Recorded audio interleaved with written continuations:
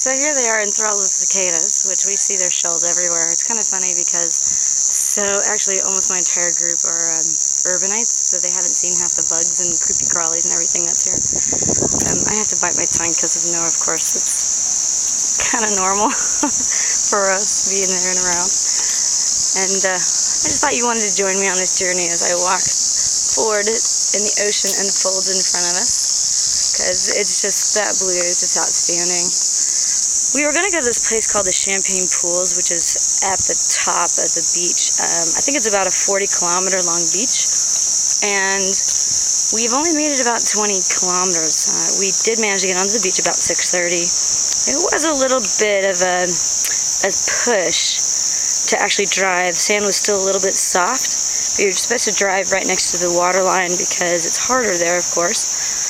We had a few moments we were a little bit concerned we were going to get in too much, but we had our nice little army officer who's just, oh, I wish I'd actually had my camera then, because it was basically hold on to your seat. It's quite fun though. So there's the ocean unfolding.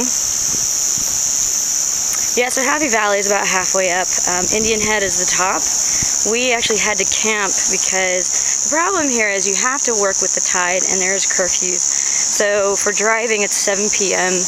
and unfortunately for us, we were hitting it at midday, low tide. So yesterday, 1 o'clock, we got the ferry, got here about 11.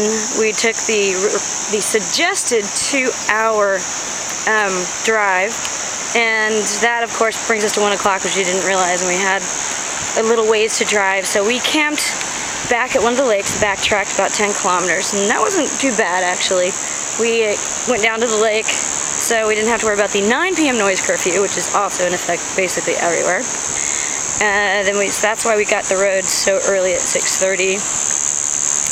Came up here, got stuck, took an hour digging out the first time round, and then drove around to an area we didn't realize they had a much nicer kind of track, which actually has some traction, which is only about 1K up the beach further. So we wasted that nice little hour digging ourselves completely out, not realizing that we had only a 2-wheel drive.